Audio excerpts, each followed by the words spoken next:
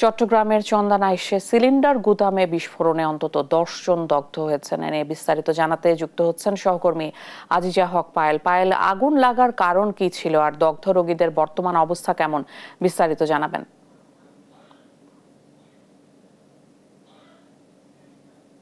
কারণ ছিল সেটি হচ্ছে একটি সিলিন্ডার গোডাউন। সেই সিলিন্ডার গোডাউনের 1 থেকে 150 সিলিন্ডার ছিল। সেই সিলিন্ডার থেকে হঠাৎ বিস্ফোরণের সূত্রপাত হয়, এমনটাই জানিয়েছেন আমাদেরকে ফায়ার সার্ভিস এবং স্থানীয়রা বলেন ভোর রাতে হঠাৎ বিকট একটি শব্দের কারণে তাদের ঘুম ভেঙে যায় এবং তারা দেখেন যে তাদের পাশের গোডাউনে আগুন জ্বলছে। তখন তারা তাৎক্ষণিক ফায়ার সার্ভিসে খবর দেন এবং তাদেরকে উদ্ধারের কাজে লেগে পড়েন। যাদেরকে উদ্ধার করা হয়েছিল 10 জন, সেই 10 জনকে আসলে একেবারে গুরুতর অবস্থায় চট্টগ্রাম মেডিকেল কলেজ বার্ন ইউনিটে রাখা হয়েছে। ডাক্তারের সাথে আমরা কথা বলেছি, ডাক্তার বলছিলেন, চিকিৎসক বলছিলেন তাদের অবস্থা খুবই গুরুতর। তাদের মুখের অংশ জ্বলে গিয়েছে এবং তাদের শ্বাসনালী পড়ে গিয়েছে, এমনটাই তারা আমাদেরকে জানিয়েছেন।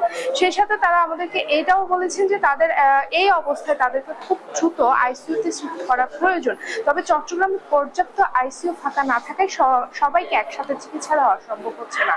তবে কেউ যদি তাদেরকে ঢাকা বার্ন ইউনিটে নিয়ে যায় তাহলে তারা সেখানে রেফার করবে। তবে তারা এখনো পর্যন্ত তাদেরকে বর্তমান যে চিকিৎসা সেবা দেওয়া দরকার সম্পূর্ণ চিকিৎসা দিচ্ছেন, এটা আমাদেরকে জানিয়েছেন। সেই সাথে আরেকটা বিষয় যেটা আমরা জানতে পেরেছি সেটা হচ্ছে সেখানে আসলে যে সিলিন্ডার গোডাউন ছিল এই ধরনের ঘটনা সেইখানে চন্দনাইশের আসলে বলতলি যে চরপাড়ায় ঘটনাটি ঘটেছে সেই জায়গায় আরো 1-2 বার এই ঘটনা ঘটে, এমনটাই আমাদেরকে জানিয়েছেন। সেখানকার স্থানীয়রা খুবই ক্ষুব্ধ যে ঘনবসতির আশেপাশে এই ধরনের সিলিন্ডার গোডাউনের কারণে কিন্তু এই ধরনের দুর্ঘটনা ঘটছে। তারা আমাদেরকে এমনটাই জানিয়েছেন, যার ফলে এই দুর্ঘটনা প্রতি বছরে এই ধরনের দুর্ঘটনা ঘটে যাচ্ছে, এমনটাই আমাদেরকে জানিয়েছেন। তবে এখনো পর্যন্ত তাদের অবস্থা খুবই গুরুতর। তাদের মুখের অংশ পুড়ে গেছে, তাদের মুখ একেবারে চেনার উপায় নেই।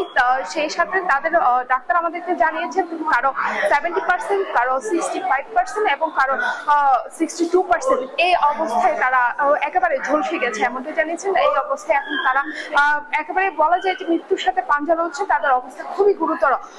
এটাই ছিল সবচেয়ে অবস্থা খারাপ, এমনটাই বলা যায়। তাদের যে অবস্থা আমরা দেখেছি সেই অবস্থার জন্য তাদেরকে দ্রুত আইসিইউতে শিফট করা প্রয়োজন। তবে চট্টগ্রামের যে হাসপাতালগুলো রয়েছে সেখানে পর্যাপ্ত আইসিইউ সেবা দিতে পারছেন না, এমনটাই আমাদেরকে জানিয়েছেন। শিকা।